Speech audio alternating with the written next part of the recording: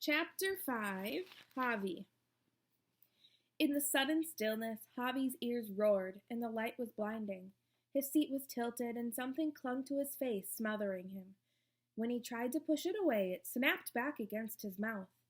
Elastic straps. The oxygen mask, of course. Javi pulled it off his head and realized that the air hose didn't lead to anything. There was no ceiling above him, just bright sky. He remembered now. The plane had been torn open from the top. Javi tried to stand but couldn't. Even pressing down with both hands, he couldn't rise only an inch from his seat. Were his legs broken? Seatbelt, came Molly's voice. Oh, right. Javi unclipped himself and stood. His legs definitely worked, but he wobbled for a moment. Then his eyes finally adjusted and he saw how tilted the floor of the cabin was. Most of the seats were gone. Most of the people, too. He looked around and saw only Molly, Anna, and Oliver, Team Killbot, but no one else. Where is everyone? Anna started to answer, but Molly cut her off. We should get outside in case there's a fire. Javi sniffed the air. He didn't know what jet fuel smelled like, but he was pretty sure it didn't smell like this, humid and pungent, like a hothouse full of flowers. He squinted up through the torn roof and saw that the rubber jungle had been replaced by a real jungle? The trees towered over the plain, sprouting reddish ferns and flowers with spiky crimson petals. Screeching birds flittered across the view. The sky was pillowy white, as if the jungle floated in a cloud. And the strangest thing of all, it was warm. The air was heavy with moisture, like a Brooklyn midsummer day without a breath of wind. Where is this? He breathed. All four of them stared up at the trees for a long moment, but then Javi's eyes fell again to the jagged stumps where the seats should have been. It was too much to take in, and the roar in his ears started to build again. What's happening? Oliver said. He was clutching Anna's hand, but she barely seemed to know he was there.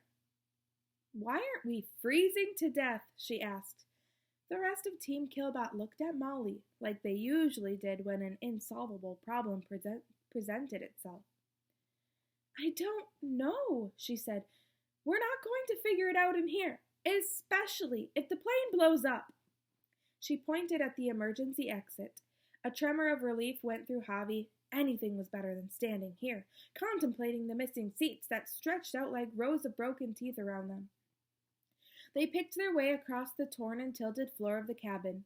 Javi reached the exit first and peered through the little window. The metal trapezoid of the wing was shredded, the flaps and air loins yanked out by the crash. The shiny metal looked alien amid the jungle's wild shapes and colors.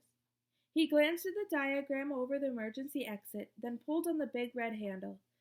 The door eased from its frame, and Javi pushed it out. It landed with a bang on the wing, sending a shrieking chorus of birds into the air. A hissing sound came from outside, an evacuation slide inflating automatically.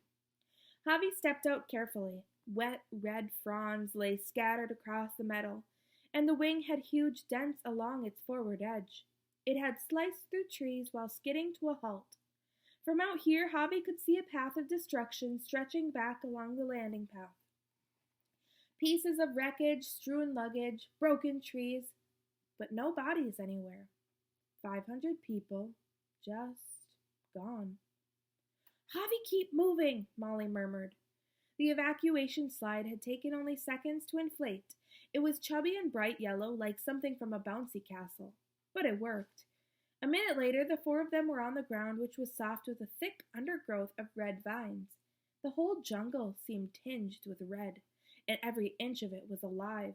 Under the shriek of birds, an insect-like buzz came from the iridescent blurs flitting across the ground. Team Killbot stood there a moment at the bottom of the slide, silent. That doesn't make sense, Molly murmured. She was staring back at the plane, what was left of it, of course.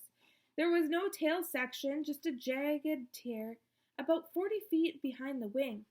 And at the front end, the cockpit gaped open, empty. No tail section, no pilots, she said. but we came down in a straight line, like a controlled crash landing. When it should have cartwheeled down, Anna calmly agreed.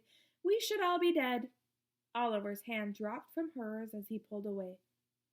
What do you mean? He cried. None of this makes sense. We're in the wrong place and everyone else is missing. We must have gotten knocked out and everyone else went to get help. Javi nodded. Help was coming, of course. Help always arrived after big crashes. Search planes and helicopters and ground parties.